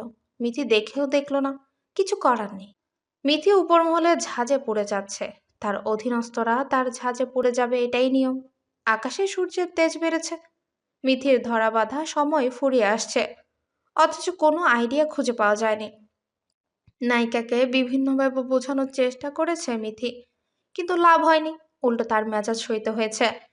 মিথি গাছতলায় একটা চেয়ার টেনে বসে, দুহাতে মুখ ঢেকে শান্ত মাথায় চিন্তা করার চেষ্টা করছে। Excuse me. মিথি মুখ থেকে হাত সরিয়ে মাথা তুলে তাকালো। পকেটে দু হাত গুজে শটান হয়ে দাঁড়িয়ে আছে সাফাত আরিয়ান। তার পেছনেই তার অ্যাসিস্ট্যান্ট হাত পাখা দিয়ে ক্রমাগতই হাওয়া করছে। আজকে কি আদৌ শুটিং চলবে নাকি প্যাক আপ হবে? ক্লান্ত মিথি ঠোঁটে উষ্ণ হাসির টানার চেষ্টা করে বলল, এখনো বলা যাচ্ছে না ভাইয়া। তামাটে চেহারায় দীর্ঘদেহী সাফাত বিরক্ত হলো। বলা না গেলে কি করে বলা যায় তার ব্যবস্থা করুন। আপনাদের কাছে সময়ের দাম না থাকলেও আমার আছে। আমার আরও নাটকের শুটিং আছে। ঈদের আগে আগে কত কাজ থাকে সেটা আপনারা জানেন না। নতুন কোনো শিডিউল আমি কিন্তু দিতে পারবো না। অ্যাসিস্ট্যান্ট মিথির দিকে চোখ পাকিয়ে তাকিয়ে রিপিট করলো, নতুন কোনো শিডিউল দিতে পারবেন না।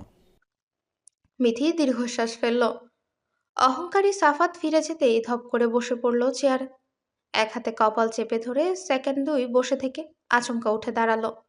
সাফাত তখন কয়েক পা এগিয়েছে। পেছন থেকে ডাক পড়ায় প্রচণ্ড বিস্মিত হলো। ফিরে না তাকিয়ে জায়গাতেই দাঁড়িয়ে রইল। মিথি দৌড়ে তার কাছে এলো, বলল, ভাই একটা রিকোয়েস্ট ছিল। সাফাত ভ্রু উঁচিয়ে তাকালো, অর্থাৎ সে রিকোয়েস্টটা কি তা জানতে চায়। মিথি বলল, আপনি যদি একবার অর্ষা আপুকে বুঝিয়ে বলতেন, আপনি বললে আপু রাজি হয়ে যাবে। সাফাত হতবাক। আমি কেন বলবো? আপনি কি টেকনিক্যালি পুরো ব্যাপারটা আমাকে ম্যানেজ করতে বলছেন? আর্টিস্টদের কনভিন্স করার কাজ তো আমার নয়। অ্যাসিস্ট্যান্ট গুরুত্বপূর্ণ লাইনে বর্ডার টানার মতো রোবোটিক গলায়। আর্টিস্টদের কনভিন্স করা স্যারের কাজ নয়। মিথি ভীষণ নরম স্বরে বলল, প্লিজ ভাইয়া, আপনি ছাড়া কেউ অর্ষা আপুকে ম্যানেজ করতে পারবে না। উনি আর কারোর কথা শুনবেন না। প্লিজ ভাইয়া, প্লিজ।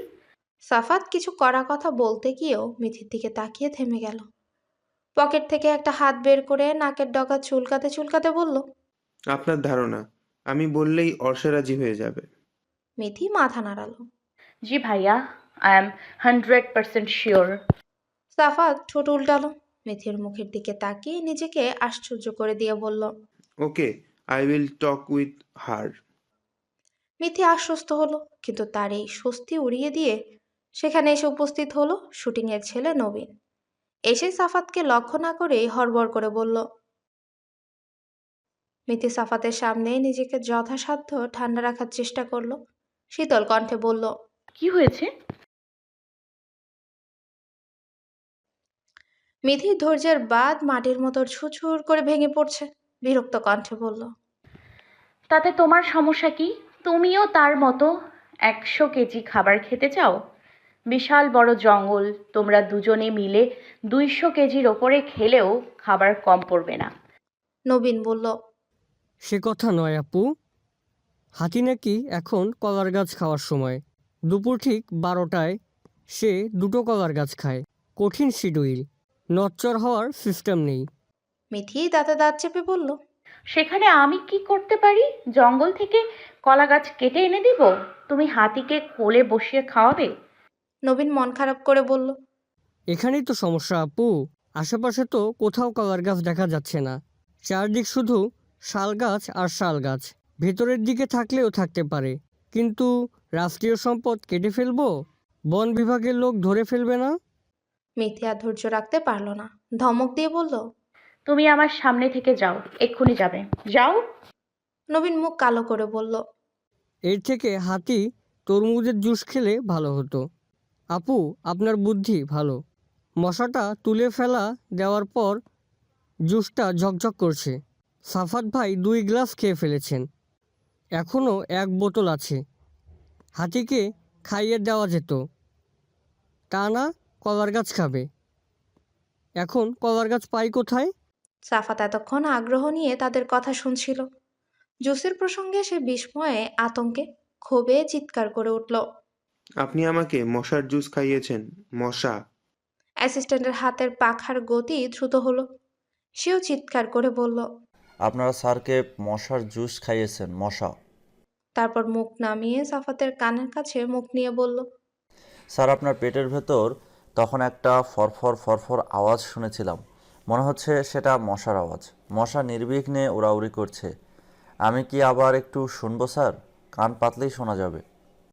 সাফাত তার দিকে তাকিয়ে কঠিন একটা ধমক দিল, শ্যাট আপ। তারপর হড়বড় করে বমি করে ফেলল।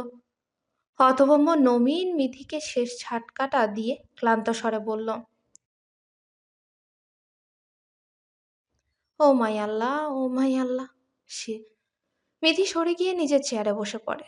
গত রাতে সাব্বির যেমন মাথা চেপে বসেছিল, মিথিও ঠিক সেভাবে মাথা চেপেই বসে আছে। তার মাথার ভেতরটা ধপধপ করছে, মনে হচ্ছে সকল নার্ভ ছিঁড়ে যাবে। উফ, তার জীবনেই এত সমস্যা কেন? চড়া রোদে রাস্তার পিচ গলে চটির নিচে পড়ছে। চটচটে ঘামে ভিজে গেছে চুলের গোড়া। কপাল গলা বেয়ে সেই কি ঘাম এক সময় জামার তলায় হারিয়ে যাচ্ছে। মৌনি এসেছে নীলক্ষেত। রাস্তার ধারে পুরনো বইয়ের দোকান থেকে ভেসে আসছে ভ্যাপসা গন্ধ। সেই গন্ধ গরমের নাকি বইয়ের কে জানে। একটা দোকানে মৃদু লয়ে বাজছে নজরুলের কোমল গান। একটা দোকানে মৃদু আওয়াজে বাজছে নজরুলের কোমল গান। আহা নহে গো, ভালোবাসো শুধু ভালোবেসো মোর গান। মনি একটা দোকানের সামনে দাঁড়ায়। এখানে ভালো বই পাওয়া যায়। একবার খুঁজতে খুঁজতে মোরাকামির ফার্স্ট এডিশনের একটা বই পেয়ে গেল। শাওন ওটা দেখে বিশ্বাসই করলো না, মুখের উপর বলেই দিল, ধুর, এটা নকল বই। শাওনের সাথে মৌনির প্রথম দেখা কবে হয়েছিল সে কথা বলা মুশকিল। বোধহয় তাদের জন্মের পরপরই। শাওন মমির ছোট খালামণির ছেলে। মনির ছোটবেলার বেশিরভাগ সময় কেটেছে নানার বাসায়। শাওনের 2-2.5 বছর বয়সে হঠাৎ তার বাবা মারা যাওয়ার পর ছোট খালামণিও উঠে এলেন বাবার বাড়ি। শাওন আর মৌনির বন্ধুত্বটা জমে উঠল তখন থেকে। শাওন মৌনির নানার বাড়ির দিকে একমাত্রই সমবয়সী কাজিন। সমবয়সী হলেও শাওন ভীষণ গম্ভীর। মৌনির মতো কলকল করে কথা বলা, হো হো করে হেসে ওঠা তার ধাতে নেই। সে ঘরবন্দি নির্ভেজাল মানুষ। এই ঘরবন্দি নির্ভেজাল মানুষটি কলেজে পা দিয়ে একটা ভয়ঙ্কর কাজ করে বসে। আচমকা মনিকে প্রপোজ করে বসলো। প্রপোজাল পেয়ে মনির এত দুঃখ হলো যে সেদিন দুপুরে সে ভাত পর্যন্ত খেলো না। শাওন ততদিনই তার দারুণ বন্ধু।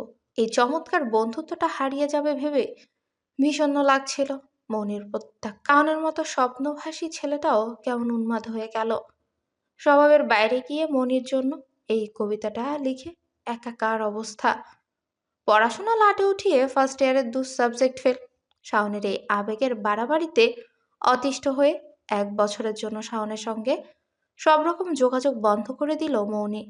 শাওন মৌনির সাথে যোগাযোগের সব রকম চেষ্টা করে ব্যর্থ হয়ে অবশেষে শান্ত হলো। মৌনিকে সমঝোতা পত্র পাঠালো। সে সমঝোতা চায়। মৌনিকে আরো কখনো সে ভালোবাসার কথা বলবে না, প্রেমের কথা বলবে না, কবিতাও লিখবে না। তার বিপরীতে মৌনি তার সাথে কথা বলা অব্যাহত রাখবে। মৌনি এই পৃথিবীর সেই চমৎকার মেয়েটি যার এই পৃথিবীর কারোর সাথে কোনো বিরোধ নেই। কোনো এক অদৃশ্য উপায়ে সকলের সাথে তার প্রগাঢ় বন্ধুত্ব। অতএব মৌনি রাজি হলো। তারপর থেকে 4 বছর কেটে গেছে। শাওনের অনুভূতি আর মৌনির অনুভূতিহীনতা দুয়ে মিলে তাদের বন্ধুত্ব কি করে যেন আরো দৃঢ় হয়ে উঠেছে। মনির ফোন বাজে। একটা বইয়ের পাতা উল্টাতে উল্টাতে সে ফোন তুলে। সাথে সাথে মোবাইলের ও প্রান্ত থেকে ভেসে এলো শাওনের শান্ত কণ্ঠ। কোথায় আছো? আমি 2 ঘন্টা ধরে কফি শপে বসে আছি ম্যাডাম। এই পর্যন্ত 8 কাপ কফি খাওয়া শেষ। আর কয় কাপ খাবো? আত্মভোলা মৌনি আঁতকে উঠে কাদার মাথার চাপ ছেড়ে ফোনটা হাতে ধরে। প্রায় চিৎকার করে বলল, আরে আমি তো ভুলেই গিয়েছিলাম। অন্য কেউ হলে রেগে যেত। শাওনের মধ্যে রাগের সিস্টেম নেই বলেই সে হেসে ফেলল। বলল, এখন তো মনে পড়লো। এখন চলে আসো। তুমি আসতে আসতে আরো 2 কাপ কফি খেয়ে 10 কাপ পরিপূর্ণ করে ফেলি, কি বলো? মৌনিও হেসে ফেলে। কফি শপে পৌঁছে দেখলো শাওন মনোযোগ দিয়ে গেমস খেলছে। মনিকে দেখে সে একটু হাসে, ফোনটা রেখে বলে, কি খবর? মমি শাওনের অসীম ধৈর্য শক্তিতে বরাবরের মতোই বিস্মিত হলো। মমির কথা বলার প্রতিভা যেমন অসীম, রাগ করার ক্ষমতাও তেমন অসীম। কখন সে বারুদের মতো ধপ করে জ্বলে উঠবে সেই প্রশ্নের উত্তর বিধাতা ভিন্ন স্বয়ং মৌনির পক্ষেও দেওয়া অসম্ভব। অন্যদিকে শাওন শান্ত। এই 5 বছরের জীবনে মৌনি তাকে কখনো রেগে যেতে দেখেনি। সর্বদা সে ধীর স্থির। মনি একটা চেয়ার টেনে বসে বলে, খবর ভালো, তোমার কি অবস্থা? টাঙ্গাইল থেকে কবে এলে? সেমিস্টার ফাইনাল শেষ? আমি ভার্সিটি ছেড়ে দিয়েছি। সিদ্ধান্ত নিয়েছি গ্রাজুয়েশন করব না। মনি অবাক। সে কি, কেন? আর মাত্র 2 বছর বাকি ছিল। শাওন হেসে বলে, আমার এয়ারফোর্সে সিলেকশন হয়ে গিয়েছে, তোমাকে বলিনি। ভেবেছিলাম সারপ্রাইজ দিব। মনি উত্তেজিত হয়ে বলল, কি বলছো? কবে অ্যাপ্লাই করলে? পরীক্ষায় বসলে কবে? আশ্চর্য। শাওন তার স্বভাব সুলভ হাসল। মনি চুলগুলোকে খোপা করে উন্মুক্ত ঘাড়ে ঠান্ডা হাওয়া লাগার সুযোগ করে দিয়ে বলল, তোমার প্রেমের কি অবস্থা? কিছু হলো? ওই জুনিয়র মেয়েটার কি খবর? শাওন খাবার অর্ডার করতে করতেই হাত নেড়ে মাছি তাড়ানোর মতো উড়িয়ে দিল কথাটা। বলল, ধুর, ওসব আমার দ্বারা হবে না। কৈশোরে এক ছ্যাঁকা খেয়েই আমার সব সিস্টেম নষ্ট হয়ে গিয়েছে। এই সিস্টেম পুনরুদ্ধারের সময় এখন নেই।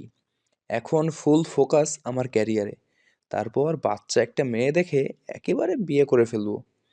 বাচ্চা মেয়ে? হেসে ফেলে মৌনি। শাওন বলে, তোমার খবর বলো। ভার্সিটিতে এখন কজন ছেলের মাথা ঘোরাচ্ছ? মৌনি যেন কথা বলার সাবজেক্ট ফিরে পেল। বার্গারে মস্ত কামড় বসিয়ে সে মনের আনন্দে কথা বলেই চলল। সামনে বসে থাকা শাওন চিবুকে হাত ঠেকিয়ে নীরব শ্রোতার মতো মৌনির চঞ্চল মুখের দিকে চেয়ে রইল। তার চোখ দুটোতে খেলা করছে বিশুদ্ধ মুগ্ধতা। এই মুগ্ধতা কাটিয়ে ছেলেটা কি করে নতুন দিকে হাত বাড়াবে? 4 বছর ধরে মৌনি তার একটা সফল প্রেম করিয়ে দেওয়ার চেষ্টা করছে। এজন্যই বুঝি মৌনির সব চেষ্টা ব্যর্থ। এজন্যই শাওনের শেষ পর্যন্ত আর কাউকে পছন্দই হয় না। ছোটবেলায় ভূগোলের বই পড়তে বসে গা দুলিয়ে দুলিয়ে মুখস্থ করেছিল নাহিদ। পৃথিবী থেকে সূর্যের দূরত্ব 15 কোটি কিলোমিটার। এখন মনে হচ্ছে সব ভোকাস। সূর্যের আসল অবস্থান মহাখালী ইস্তিয়াকের কোয়ার্টারের বারান্দায়। নাহিদ বিছানা থেকে উঠে বসে। বিছানাটা তাওয়ার মতোই তেতে আছে। সেই নাহিদ না হয়ে ডিম হলে এতক্ষণে তার নাম হয়ে যেত এগ ফ্রাই। নাহিদ বিছানা হাতিয়ে সিগারেটের প্যাকেটটা আবিষ্কার করলো বালিশের তলায়। অবশিষ্ট সিগারেট ধরিয়ে স্রোতকে বলে, স্রোত ফোন ঘাটছিল। বন্ধুর কথায় বিনা বাক্যে উঠে দাঁড়িয়ে আবারও চট করে বসে পড়ে। চোখ বড় বড় করে বলে, পাগল, ইশতিয়াক ভাই তোকে বেডরেস্ট দিয়েছে। আপাতত 7 দিন বিছানা ছাড়া যাবে না। নাহিদ ঠোঁট গোল করে ধোঁয়া ছাড়তে ছাড়তে নিজের পায়ের দিকে তাকায়। পায়ে মোটা একটা ব্যান্ডেজ বাঁধা। ব্যান্ডেজের পুরোতে ট্রাউজার পরতে সমস্যা হয় বিদায় ইশতিয়াক তাকে একটা লুঙ্গি ধার দিয়েছে। নাহিদের লুঙ্গি পরার অভ্যেস নেই, সে কোমরের কাছে একটা বেল লাগিয়েছে। নাহিদ বলল। সিগারেট শেষ, চল বাইরে যাই। রোদ অবাক হয়ে বলল, কোন পায়ে আবার? বাম পা? তাহলে রেস্ট কোন পায়ের দরকার? রোদ বিভ্রান্ত হয়ে বলে, বাম পায়ের। তাহলে শুধু শুধু বাকি শরীরকে রেস্টে রাখার কি প্রয়োজন বল? যার রেস্টে থাকার দরকার সে রেস্ট পেলেই হলো। সারা শরীরকে রেস্ট না দিয়ে শুধু বাম পাকে রেস্ট দেওয়া কি সম্ভব? তুমি কি বাম পা খুলে বিছানা রেখে বেরিয়ে যেতে চাইছিস? বাম পা এখানে শুয়ে ঘুমালো ফেললে, তুই রাষ্ট্র ঘুরে এসে চট করে আবার লাগিয়ে ফেললে, আর সেও ভালো মানুষের মতো নাহিদ মুখ গম্ভীর করে বলে, তেমন না। ইশতিয়াক ভাই কি বলেছে চিন্তা কর। বলেছে পা মাটিতে ফেলবি না। আমি যদি পা মাটিতে না ফেলে হাঁটতে পারি তাহলে সমস্যা কোথায়? রোদ অবাক। আর সেও ভালো মানুষের মতো লেগে গেল। এক পায়ে হাঁটবো আর এক পা তোর পায়ের সাথে কস্টেপ দিয়ে আটকে দিব। আমাদের হবে 2 দেহে 3 পা। লোকে বলে জাতে জাত না মিললে বন্ধু হয় না। নাহিদ আর সৌদের জন্য বোধ হয় সে কথা বেদবাক্যের ন্যায় সত্য। অতএব সৌদ যে নাহিদের আশ্চর্য পরিকল্পনায় খুব আগ্রহ নিয়ে রাজি হবে সে কথা আর বলার অপেক্ষা রাখে না। 2 দেহ 3 পা নিয়ে হিচড়ে পাচড়ে তারা যখন দরজার কাছে দাঁড়ালো তখনও তারা ধারণা করতে পারেনি বন্ধ দরজার ওপাশে তাদের মতোই কেউ অপেক্ষা করছে। সৌদের দরজা খোলা আর ওপাশের ব্যক্তির দরজায় টোকা দেওয়ার জন্য বাড়ানো হাত একই টাইম টেবিল মেপে চলল বলেই হয়তো দরজার টোকা দরজায় না বেজে বাজলো সৌদের কপালে। আকস্মিক এই ঘটনায় চমকে গিয়ে চিৎকার করে লাফিয়ে উঠল সৌদ। সৌদের চিৎকারে নাহিদ এবং তাদের দুজনের সম্মিলিত চিৎকারে সামনের জন আকাশ বাতাস অন্ধ করে গলা ফাটালো। মেয়েলি চিৎকারে থেমে গিয়ে সচেতন চোখে তাকালো নাহিদ। সৌদের মাথায় চাটি মেরে বলল, মেয়ে দেখে চেঁচাস বেকুব। সৌদ সামনে তাকিয়ে বোকা বনে গেল। বুকে থুতু ছিটিয়ে গাল ভর্তি নির্বোধ হাসি নিয়ে বলে, এই তো মেয়ে। নাহিদ কটমট করে বন্ধুর দিকে তাকায়, দাঁতে দাঁত চেপে বলে, ও তাই? তুই না বলে তো জানতেই পারতাম না। তারপর কণ্ঠ নিচু করে ষড়যন্ত্র করার মতো করে জানালো, খবরদার বেশি নড়াচড়া করবি না। মনে হচ্ছে লুঙ্গিটা বেল্ট থেকে ছুটে গিয়েছে। এই মেয়ের সামনে লুঙ্গি খুলে গেলে সর্বনাশ। সৌদ বন্ধুর ইজ্জত বাঁচাতে বন্ধুর কোমরের কাছে জাপটে ধরে। এদের মোচড়ামুচড়ি দেখে আগন্তুক ভ্রু বাঁকিয়ে সন্দেহান কণ্ঠে বলে, আপনারা কে? সৌদ ততোধিক তীর্যক কণ্ঠে শুধালো। কে? আগন্তুক তাদের উপর নিচ ভালো করে পর্যবেক্ষণ করে খুব দাম্ভিকতার স্বরে বলে, আমি প্রভা। নাহিদ নির্বিকার মুখে বলল। আমরা সৌনাহি। প্রভা অবাক। সোনাহি, এটা আবার কি? সৌদকে আরও একবার আগাগোড়া নিরীক্ষণ করে প্রভা বলল, জি না, মানুষের নাম। মানুষের নাম? কি আশ্চর্য! তাহলে আমরা সোনাহি বলছেন কেন? আপনাদের মধ্যে কার নাম সোনাহি? দুজনের নামই সৌনাহি। দুজনের নামে? Saud Nahid equal to Sounahi. ও সৌদ, আমি নাহিদ। প্রভা বিরক্ত হয়ে বলল, সেটা আগে বলতে পারেননি? না পারিনি, প্রচণ্ড গরম করছিল। আমরা গরমের দিন কম কথা বলি। প্রভা দাঁতে দাঁত চেপে বলল, তো এখন গরম লাগছে না? নাহিদ মুখ গম্ভীর করে বলল, জি না, এখন খুবই ঠান্ডা লাগছে। শীত, কোল্ড। প্রভার মেজাজ খারাপ করে তাকালো। সৌদ ফিক করে হেসে ফেলতে নিয়েও শক্ত হয়ে দাঁড়িয়ে রইল। নাহিদ খুব বিনয়ী কণ্ঠে বলল, কেন ঠান্ডা লাগছে জিজ্ঞেস করবেন না? প্রভা কিছু বলবে না করেও দাঁতে দাঁত চেপে শুধালো, কেন? নাহিদ মুখ গম্ভীর করে বলল, এটা সম্পূর্ণ একটি গাণিতিক ব্যাপার। অঙ্ক করতে গিয়ে পড়েছেন নিশ্চয়ই, মাইনাসে মাইনাসে প্লাস। ঠিক সেরকমই। ওয়েদার হট, আপনি হট, হটে হটে কোল্ড, শীত, ঠান্ডা। সৌদ আর ধৈর্য রাখতে পারল না, ফিক করে হেসে দিল। প্রভা নিষ্ফলক ক্রোধে ঘুরে দাঁড়িয়ে নিজেদের ফ্ল্যাটের দিকে রওনা দিল। নাহিদ তাকে শুনিয়ে শুনিয়ে বড় আশ্চর্য হয়ে বলল। আশ্চর্য, মেয়েটা রেগে গেল কেন? সৌদ ফিক ফিক করে হাসি অব্যাহতই রইল। প্রভা কেবল দরজাটা লাগিয়ে দেওয়ার আগে বলল, অসভ্য। চৈত্রের তাণ্ডবে ক্লান্ত পৃথিবীকে দুদণ্ড স্বস্তি দিতে নেমে এসেছে গোধূলি। হাসপাতাল চত্বরে ছড়িয়ে আছে বিকেলের নরম আলো। মিথি দাঁড়িয়ে আছে হাসপাতালের বাইরে, ফর্সা মুখটা রোদার ক্লান্তিতে ম্লান। একটু আগেই তার সামনে দিয়ে হুশ করে বেরিয়ে গেছে সাফাতের মার্সিডিজ বেঞ্চ। মশার জুস খেয়ে তাকে হাসপাতালে ভর্তি হতে হয়েছিল। কর্তব্যরত ডাক্তার ফুড পয়জনিং এর কারণ জেনে প্রথমে খুব আশ্চর্য হলো। মিথিকে চেম্বারে ডেকে নিয়ে হেসে ফেলে বলে, কি ঔষধ দিব বলুন? গোটা ব্যাপারটাই ওনার মানসিক। জুসে সাধারণ একটা মশা কারো এতবার বমি হওয়ার কথা না। উনি বিষয়টা জেনেছেন বলে বমি করছেন, না জানলেই দেখতেন একদম ফিট। আপাতত অতিরিক্ত বমি আর গরমের ধকলের জন্যই স্যালাইন প্রয়োগ করতে পারি, এছাড়া কিছুই প্রয়োজন নেই। মেথি ডাক্তারের পরামর্শ শুনে দীর্ঘশ্বাস ফেলেছে। পুরো ব্যাপারটা সাফাতের মানসিক নাকি শারীরিক তাতে তার কোনো যায় আসে না। তার দুর্ভোগ এতে তিলখানিও কমবে না। সাফাতের হাসপাতালে ভর্তি হওয়ার প্রয়োজন পড়েছে, এটুকুই মিথির জীবনে ঝড় বয়ে দেওয়ার জন্য যথেষ্ট। কিছুটা ঝড় ইতিমধ্যে বয়েও গেছে। সাফাতের ঘন ঘন বমি হচ্ছে, তাকে মশার জুস খাওয়ানো হয়েছে। সাফাত আর এই নাটকে অভিনয় করবে না। এই সকল খবর শুনেই পরিচালক মোখলুসের সাথে মিথির পশুর মতো ব্যবহার করেছে। মানুষের ব্যবহার যে কতটা নীচ ও জঘন্য হতে পারে তা মিথি এই লাইনে কাজ করতে এসে জেনে গেছে। আজ জানলো এর থেকেও খারাপ ব্যবহার হতে পারে। সবশেষে মোখলেসুর আলম মিথিকে সাফাতের চিকিৎসার যাবতীয় খরচ বহনের হুমকি এবং তার অধীনে কাজ করার চিন্তা ভুলে যেতে বলেছেন। তিথি সেই খরচ বহন করতেই সাফাতের সাথে হাসপাতালে এসেছিল। সাফাত জনপ্রিয় অভিনেতা, মেডিকেলে না গিয়ে সরাসরি মস্ত এক প্রাইভেট ক্লিনিকে এসে ঢুকেছে। একটা কেবিন, একটা স্যালাইন, ডাক্তারের সার্ভিস চার্জ মিলিয়ে বিল এসেছে হাসপাতালের মতোই মস্ত।